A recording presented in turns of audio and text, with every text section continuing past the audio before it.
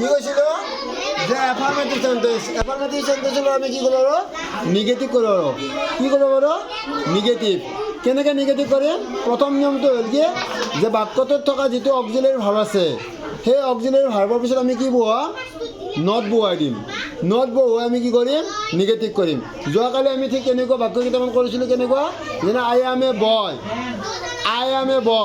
এই I am a বয়টোত ইয়াৰ অক্সিলাৰী ভাৰ্ব কোনটো এম অক্সিলাৰী ভাৰ্ব কোনটো এম এই এমৰ পিছত আমি নট বহুৱাই কি কৰিছিলোঁ বাক্যটো নিগেটিভ কৰিছিলোঁ I am a boy I am not a boy ঠিক আছে আৰু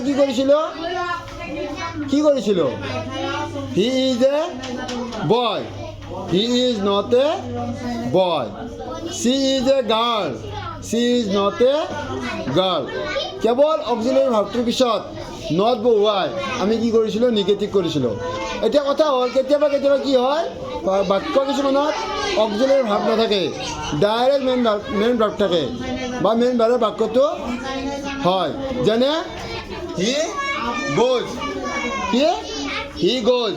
এতিয়া হি গ'জত ইয়াত কি আছে হিটো ছাবজেক্ট আৰু গ'জটো ভাৰ্ব ইয়াৰ মেইন ভাৰ্বটো হ'ল গ' কিন্তু গ'জ কিয় হৈছে ইয়াতে যিহেতু ই থাৰ্ড পাৰ্চন ছিংগুলাৰ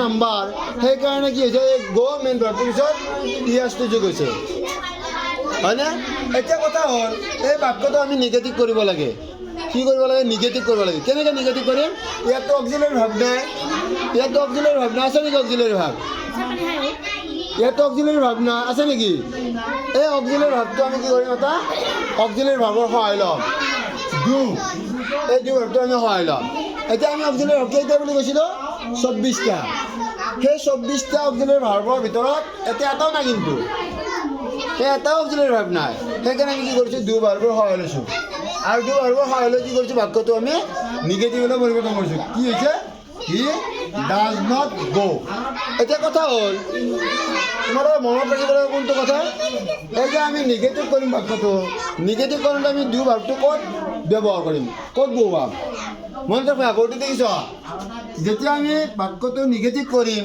ইয়াত ডু ভাৰ্বৰ সহায় লৈছোঁ হয় কিন্তু আমি ডু ভাৰ্বটো ক'ত বহুৱাম বুজি নহ'লে ডু ভাৰ্বটো আমি ক'ত বহুৱাম যিটো ছাবজেক্ট আছে সেই ছাবজেক্টৰ পিছত বহুৱাম হি দাস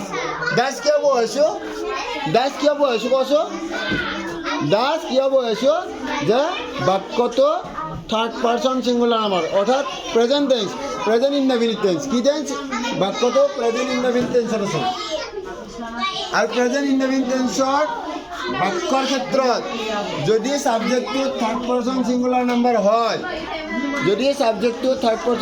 নাম্বাৰ হয় তেতিয়া কি হয় ভাৰ্বত এছ বা ইএছ যোগ হয় সেইকাৰণে আমি কি কৰিছোঁ ডু ভাৰ্বৰ পিছত ইএছটো যোগ দিছোঁ বুজিছেনে আৰু হি ডাজ নট গ' আৰু বাক্যটো কি হ'ল হি ডাজ নট গ' অৰ্থাৎ হি গ'জ বাক্যটোত এইটো এফাৰ্মেটিভ চেণ্টেন্স এই এফাৰ্মেটিভ চেণ্টেন্সক আমি নিগেটিভ চেণ্টেন্সলৈ পৰিৱৰ্তন কৰিব লাগে কাৰ সহায় লৈছোঁ যিহেতু তাত কোনো ধৰণৰ অক্সিলাৰী ভাৰ্ব নাই গতিকে আমি ডু ভাৰ্বটোৰ সহায় লৈছোঁ আৰু ডু ভাৰ্বটো ক'ত বহুৱাম যেতিয়া ক'ত বহুৱাম ছাবজেক্টৰ পিছত বহুৱাম আমি সেইকাৰণে ছাবজেক্টৰ পিছত বহুৱাইছোঁ আৰু বহুৱাৰ পিছত যিহেতু present indefinite tense third person singular number হয় সেইকাৰণে ইয়াক যোগ দিছোঁ আৰু বাক্যটো আমি কি কৰিছোঁ নিগেটিভলৈ পৰিৱৰ্তন কৰিছোঁ কি হৈছে বাক্যটো হি ডাজ নট গ' হয় ঠিক আছে নেক্সট বাক্যটো চোৱা আই গ' ইয়াত ইয়েছ দিছে নেকি ইয়াত ইয়েছ নাই কাৰণ third person singular number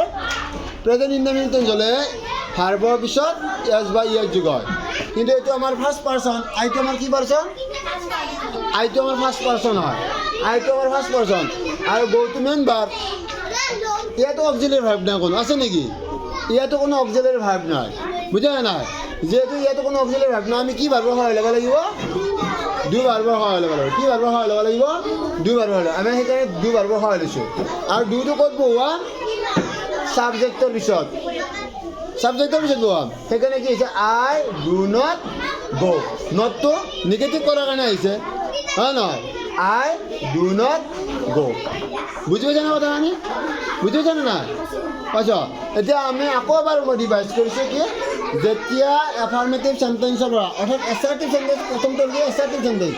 assertive sentence মানে হ'ল বৰ্ণনাসূচক বাক্য। এই এছাৰ্টিভ সেন্টেন্সটো কেইটা ভাগ আছে? দুটা ভাগ, এফাৰ্মেটিভ আৰু নিগেটিভ। এফাৰ্মেটিভ আৰু নিগেটিভ। এতিয়া আমি এফাৰ্মেটিভৰ পৰা নিগেটিভলৈ কি কৰি আছোঁ? পৰিৱৰ্তন কৰি আছোঁ, নি আছোঁ, হয় নহয়?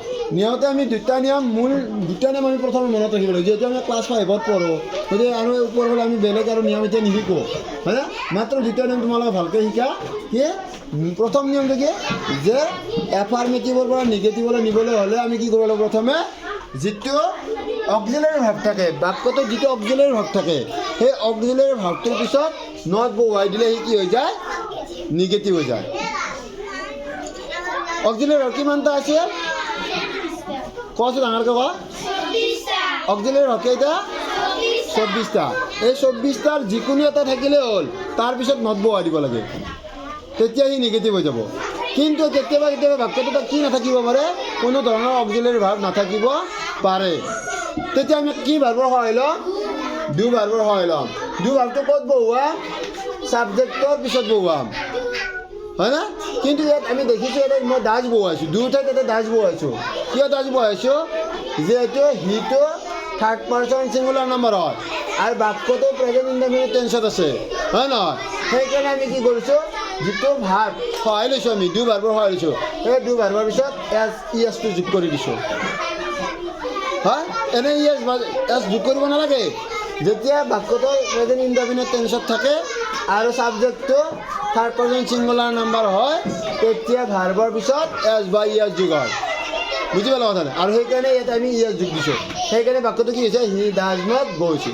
কিন্তু দ্বিতীয় বাক্যটো চোৱাচোন, আই গো দিছোঁ, এইটো গজ আছে নেকি? নাই, কাৰণ ই ফাৰ্ষ্ট পাৰ্চন হয় অনলি।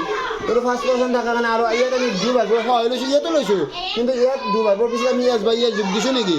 নাই দিয়া, হয়? গতিকে কিন্তু আমি বাক্যটো কি কৰিছোঁ? এফাৰ্মেটিভ সেন্টেন্সৰ পৰা নিগেটিভ সেন্টেন্সলৈ পৰিৱৰ্তন কৰিছোঁ। এফাৰ্মেটিভ সেন্টেন্স নিগেটিভ সেন্টেন্সলৈ পৰিৱৰ্তন কৰিছোঁ, হয়? আৰু নিগেটিভ সেন্টেন্স পৰিৱৰ্তন কৰোঁতে কি হৈছে? আই ডু নট গো হৈছে। বুজি পাইছে না এইখিনি? হয়? নেক্সট আমি কি কৰিম?